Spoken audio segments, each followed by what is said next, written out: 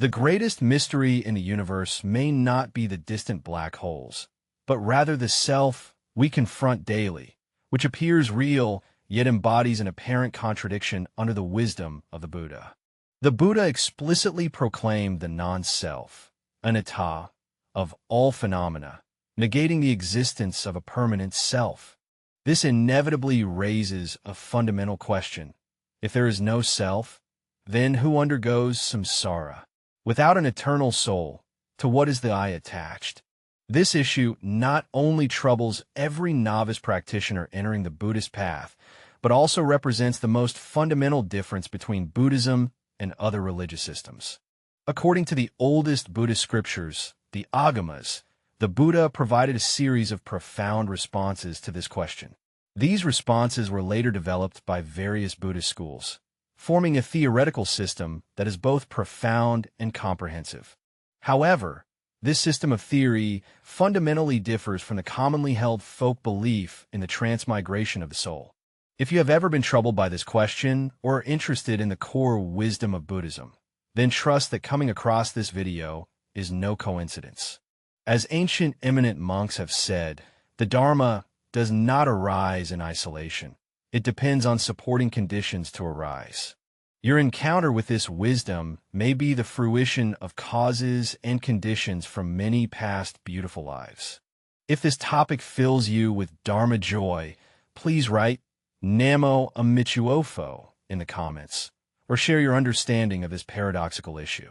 Today, I will guide you through the core teachings of early Buddhism to the deepened interpretations of various Mahayana schools, illustrating how Buddhism clearly explains the workings of rebirth and karma without relying on the concept of an eternal soul. At the moment the Buddha attained enlightenment under the Bodhi tree, he perceived a profound and shocking truth, the deeply ingrained attachment to the self.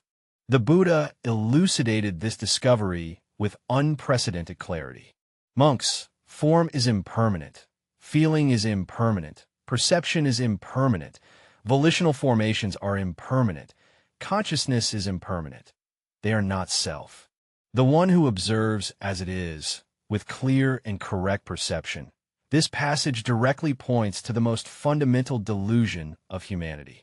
We mistakenly believe in the existence of an eternal, unchanging self, but in reality, the self we experience is merely a temporary aggregation of the five skandhas: form, feeling, perception, volition, and consciousness, like a river continuously flowing yet mistaken as the same river.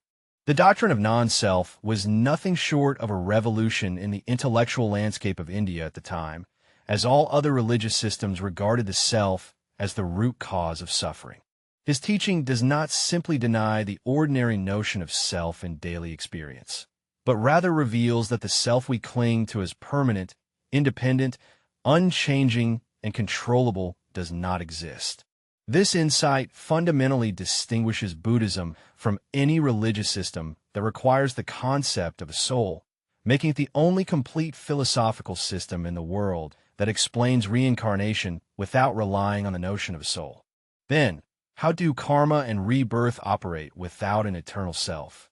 The Buddha elucidated this mechanism through multiple vivid metaphors. In the Milinda Panha, the venerable monk explained to King Milinda that the king is like a lamp lighting another lamp. The flame is neither exactly the same nor entirely different. This metaphor clearly illustrates that samsara is not the transfer of an entity, but the transmission of an energetic pattern, neither unified nor extinguished. Similarly, in the Sayutta Nikaya, the Buddha uses the relationship between a seal and sealing wax to explain the transmission of karma. Although the seal itself does not move onto the wax, the impression is transmitted from the seal to the wax. Similarly, karma does not adhere to an eternal self, but exerts influence through cause and effect within the continuum of life. The Buddha's explanation constructs a completely new conceptual framework that does not rely on a soul, but is based on the causal model of the continuity of the five aggregates.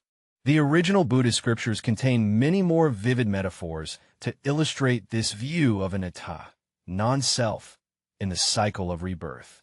In the Madhyama Agama, the relationship between the great ocean and rivers is used as an analogy. The river water continuously flows into the ocean, yet the ocean neither increases nor decreases in size. Instead, the water molecules cycle and circulate in different forms. This metaphor illustrates how life maintains a certain continuity despite the absence of a fixed self. This unified understanding of non-self and samsara resolves many confusions faced by beginners.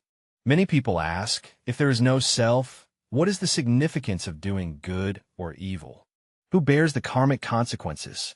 The Buddha's response was that the operation of karma does not require an eternal bearer, just as the laws of physics and nature do not require an executor. In the Sayukta Agama, the Buddha clearly states that all dharmas arise dependent on conditions and cease dependent on conditions. This pure causal relationship does not rely on a permanent self, but is a natural law. Original Buddhism further elucidates this point through the core doctrine of dependent origination, pratitya samutpada. The principle of dependent origination reveals that all phenomena arise interdependently and conditionally. Nothing exists independently on its own. A famous passage in the Agama scriptures states, because this exists, that exists, because this arises, that arises, because this does not exist, that does not exist, because this ceases, that ceases. This concise yet profound expression illustrates how phenomena maintain causal continuity without an eternal self or fixed essence. Regarding why sentient beings cling to the notion of self, the Buddha explains in the Madhyama Agama that it is due to avidya, fundamental ignorance of the true nature of reality. This ignorance causes beings in the cycle of samsara to mistakenly perceive a real, substantial self. The path to liberation lies in practicing sila, moral discipline, samadhi, meditative concentration, and prajna, wisdom, ultimately apprehending the truth of anatta, non-self, through insight. This realization severs attachment to the self and transcends the cycle of birth and death.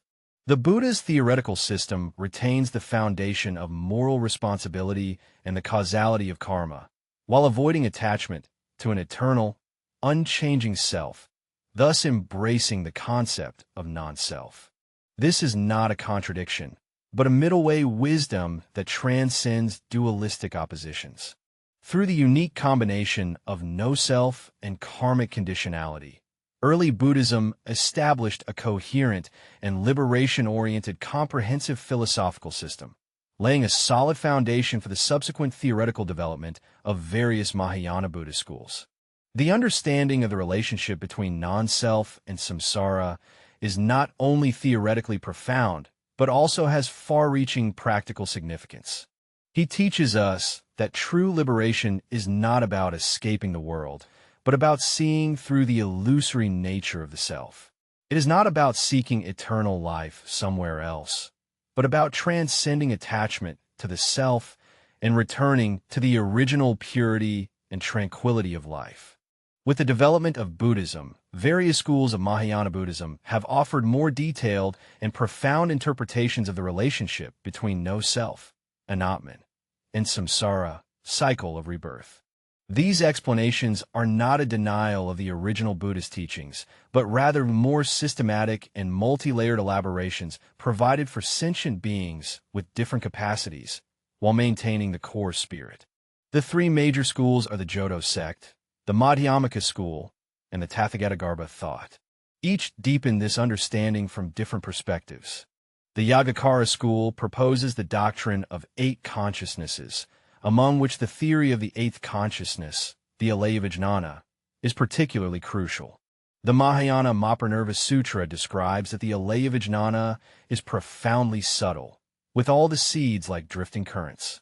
My desire to proliferate arises from not opening the eye.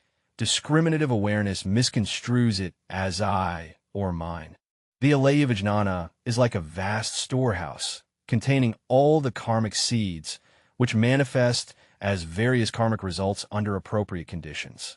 Master Xuanzang further elaborates in the Chung Wei Shilin that at this moment, the store where the seeds of all defiled and pure dharmas have accumulated since beginningless time, is thus called the storehouse consciousness, alaya vijnana.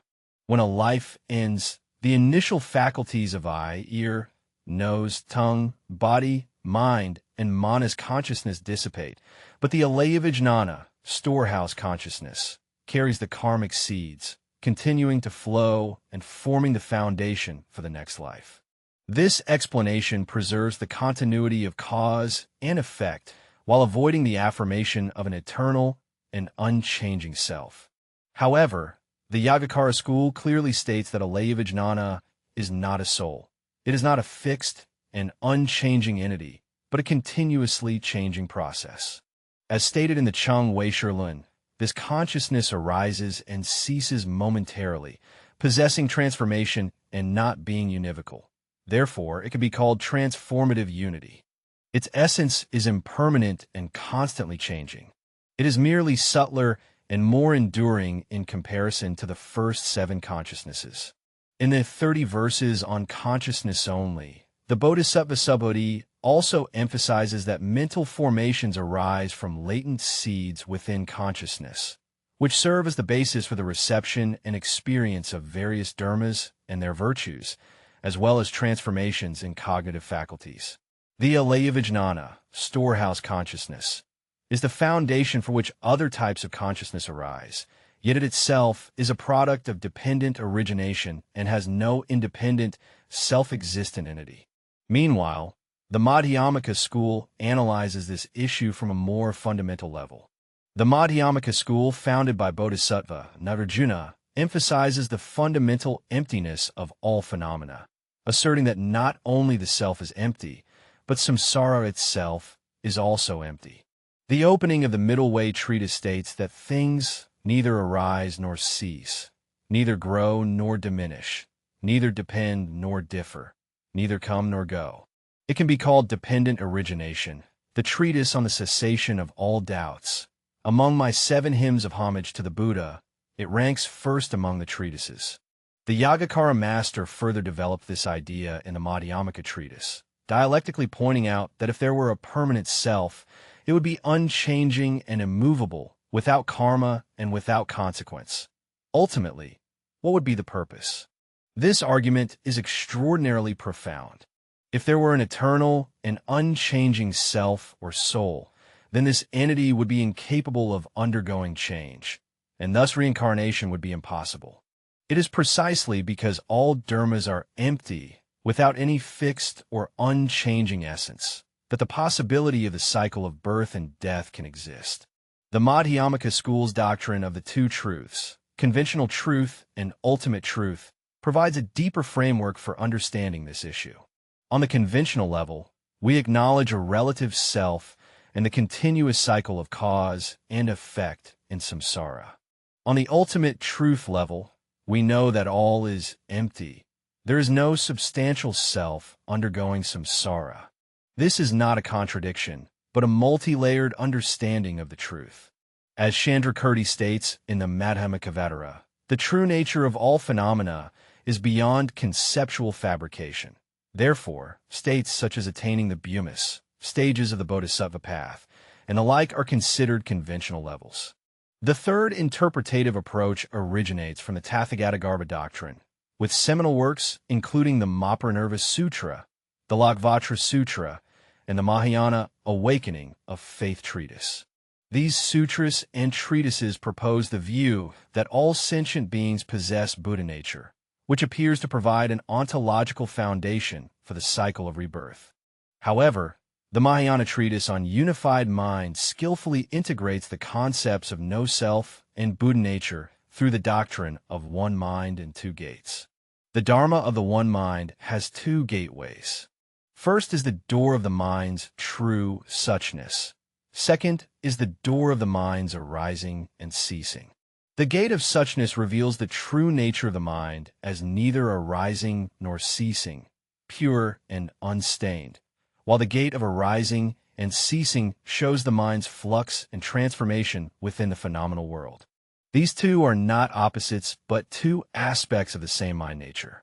Tathagatagarbha, or Buddha nature, is not an entity of self, but a pure mind that transcends the dichotomy of self and non-self. A famous passage from the Lankavatara Sutra states, "That which is called quiescence is named one mind. That one mind is named Tathagatagarbha." This understanding offers a more harmonious perspective. Samsara does not require a substantial self as its bearer, yet it is neither complete annihilation nor absolute nihilism. It is the manifestation of the pure nature of mind under the conditions of dependent origination, neither extreme, eternal, and unchanging, nor annihilated or completely vanished. This precisely embodies the spirit of the middle way in Buddhism, transcending the duality of self and non-self. The Huayan school further developed this understanding, proposing the grand theory of the interdependent origination of the Dharma realm. Master Fazang expounds in several chapters of the essentials of the Avatamsaka teaching, that although all dharmas appear in manifold differences, they are all manifestations of one mind, with no separate dharmas existing independently. Though the mind is singular and without difference, it manifests myriad distinctions without end. This perspective elevates the concepts of no-self and samsara to an entirely new level. Samsara is not merely the cycle of individual life, but the mutual dependent origination of the entire Dharma realm. The Tiantai school's theory of 3,000 realms in a single thought also provides a unique perspective for understanding this issue. The Venerable Wise Master in the Mahaprajnaparamita states that a single moment of mind contains the entirety of 3,000 characteristics. Each present thought already encompasses the birth, death, and samsara of the whole universe. This perspective transcends the linear concept of time, understanding samsara as the manifestation of the mind's nature in the present moment, rather than merely the passage of life through time. Zen Buddhism addresses this issue through its unique approach of directly pointing to the human mind. The sixth patriarch Huineng said in the Platform Sutra that the nature of Bodhi is originally pure and tranquil. However, using this very mind to grasp at attaining Buddhahood is misguided. This teaching, which directly points to the source of mind's nature, bypasses complex theoretical analysis and reveals the original face that transcends the duality of self and non-self. The interpretations of various Mahayana Buddhist schools, from different perspectives, reveal a vast ideological system. They collectively point to a core insight. Samsara does not require an eternal self as its foundation. It is not a random event without cause and effect, but rather a necessary process based on the conjunction of causes and conditions. This understanding transcends the simple dichotomy of existence and non-existence, embodying the inconceivable middle way wisdom of the Dharma. It is astonishing that the Buddha's teachings on non-self and rebirth from 2,500 years ago are increasingly being corroborated in the fields of modern science and Western philosophy. The convergence of this ancient wisdom with contemporary knowledge not only validates the universality of the Dharma, but also offers modern individuals new perspectives for understanding these profound concepts. In the field of psychology, William James, regarded as the father of modern psychology, proposed the concept of the stream of consciousness as early as the late 19th century, asserting that consciousness is not a fixed entity, but a series of continuously changing mental states. In his work, Principles of Psychology, he wrote that consciousness is not fragmented. It is not composed of stages, nor is it a composite of parts. It flows continuously without interruption. This is almost identical to the continuous flow of the five aggregates as described in Buddhism. Even more strikingly, contemporary neuroscience research has further confirmed the constructed nature of the self. Michael Gazzaniga, a neuroscientist at Princeton University, pointed out that the sense of self is not located in a specific region of the brain, but is a functional model created by the entire neural network. Through functional magnetic resonance imaging studies, scientists have discovered that the self we experience is actually the integrated result of activities in different regions of the brain, with no single central self. Alvaro Ira, a neuroscientist at the University of California, San Francisco, further pointed out in his work Perception in Action that the self is not an entity, but a process, the result of continuous interaction between the brain, body, and environment. This bears a striking resemblance to the Buddhist concept of the five aggregates, skandhas. Breakthroughs in the field of meditation research have directly substantiated the Buddhist perspective on non-self, anatta. Research from Johns Hopkins University indicates that long-term meditators experience a significant reduction in the activity of the default mode network, which is associated with the sense of self during deep meditative states. Richard Davidson from the University of Wisconsin, through EEG studies, found that when meditators reach a state of no self, anatta, the brain exhibits a unique gamma wave oscillation pattern. These findings are highly consistent with the experience of non-self as described in Buddhism. In the field of physics, the discovery of quantum mechanics has provided astonishing support for the Buddhist concept of non-self, anatta.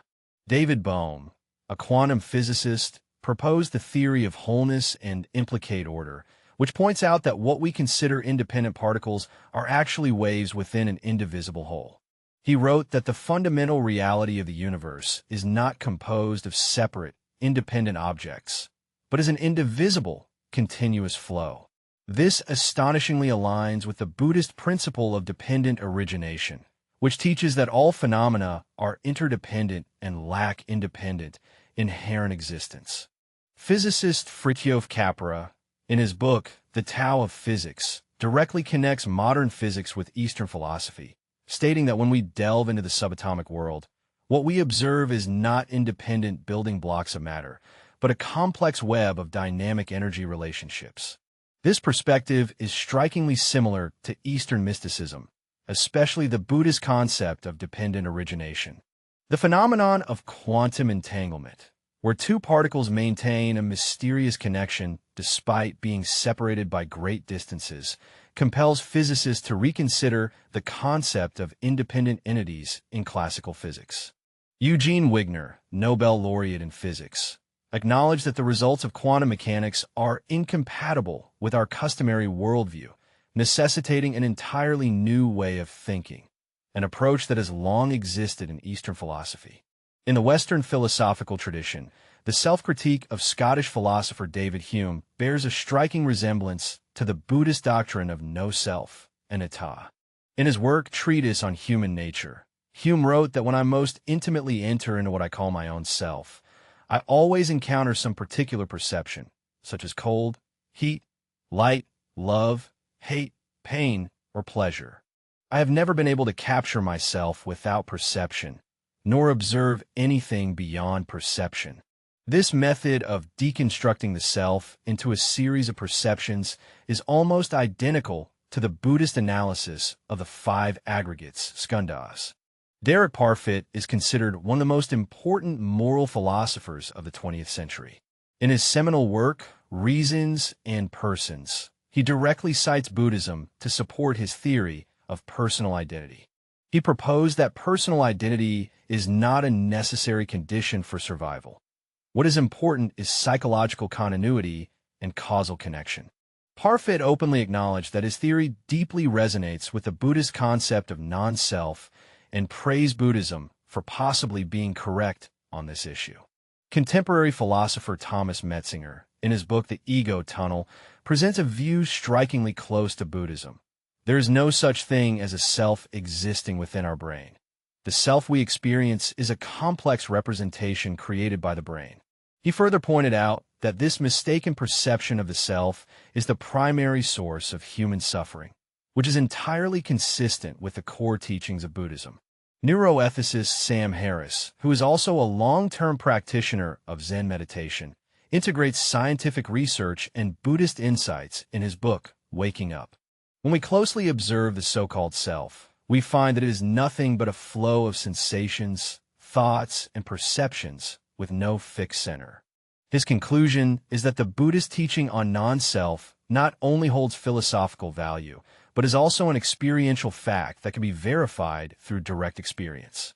These findings and insights from modern science and philosophy corroborate from different perspectives that the Buddhist teaching of non-self is not an empty metaphysical theory, but a profound insight into the true nature of reality. The way life operates as described in Buddhism involves no eternal, unchanging self, but rather a dynamic flow of energy arising from dependent origination, which is gradually being accepted and recognized by modern systems of knowledge. The convergence of ancient and contemporary wisdom not only enhances the credibility of the Dharma, but also provides modern practitioners with new perspectives and approaches to understand and embody these profound teachings. Understanding the relationship between non-self and samsara is not merely a theoretical discussion, but a practical wisdom capable of transforming our way of life. How, then, can one correctly understand the concept of non-self, anatta, in daily practice without falling into the trap of nihilism? First, we need to understand the middle way advocated by the Dharma, which means not eternal, not annihilated. Not eternal signifies the absence of a permanent, unchanging self, while not annihilated indicates that life is not completely extinguished. In the Agamas, the Buddha told the bhikkhus that one who contemplates in this way possesses right view. If someone asks, does the bhikkhu experience aging and death? To whom does aging and death belong? The bhikkhu replies, I am aging and death. Aging and death all belong to me. Aging and death are myself. Such a view is considered the view of permanence. If one responds by saying that the old age and death and the recipient have indeed aged and died, the answer would be that the notion of life and the worldly body is a form of annihilationist view. This passage clearly points out that the view of an eternal self, always present throughout birth and death, is eternalism, while the belief that everything ceases after death is annihilationism or nihilism. The Buddha's middle way wisdom transcends these two extremes, pointing to a reality of life that is neither eternal nor annihilated. At the practical level, this means we must both clearly see the illusory nature of the self, not clinging to a fixed and unchanging self-image, and at the same time recognize that our present actions and choices influence the flow of future existence. This is what is referred to as dependent origination in Buddhism. Although there is no permanent self that undergoes rebirth, the causal relationship of karma remains effective, and we are still responsible for our actions. In the middle-length Agama Sutras, there is a vivid metaphor. A person extracts juice from sugarcane, processes it into granulated sugar, and then forms it into sugar balls. If someone asks, where did this sugar ball come from? The answer is that it comes from sugar. Sugar comes from sugarcane juice, and sugarcane juice comes from sugarcane. However, we cannot say that the sugar ball is the sugarcane itself, nor can we say that it is completely unrelated to the sugarcane. Similarly, our existence in this life is neither completely identical to nor entirely different from our previous life. It is a relationship of continuity in cause and effect. This understanding provides a completely new foundation for our moral world. Even without a self, one is still accountable for cause and effect. In fact, it is precisely because of non-self that our actions hold deeper significance.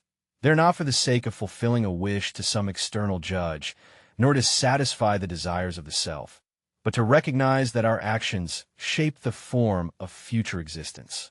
Every virtuous thought and every harmful act is like a stone cast into the ocean of karma. Although the stone disappears, the ripples it creates will continue to spread endlessly. This also explains why the ultimate goal, nirvana, is the complete realization of non-self. Nirvana is not my annihilation, but the complete awakening to the truth of non-self. When we truly understand and experience no self, attachment to samsara naturally disappears. As stated in the Diamond Sutra, if one sees the self in form or seeks the self through sound, one is following a wrong path and cannot see the Tathagata. True liberation is not about the self reaching a certain place. It is the complete dissolution of the self, returning to the original serene state of life. A verse by the sixth patriarch Huaining of the Chan school vividly expresses this state. Bodhi originally has no tree. The bright mirror also has no stand. Originally, there is not a single thing. What can dust a light? When we see through the illusion of the self, we can be liberated from the bondage of samsara and return to the originally pure and empty nature. This is the practical significance of the relationship between non-self and samsara, neither clinging to an eternal self nor falling into the nihilism of annihilation. Earnestly and responsibly facing causality, yet not being shackled by the bonds of karma.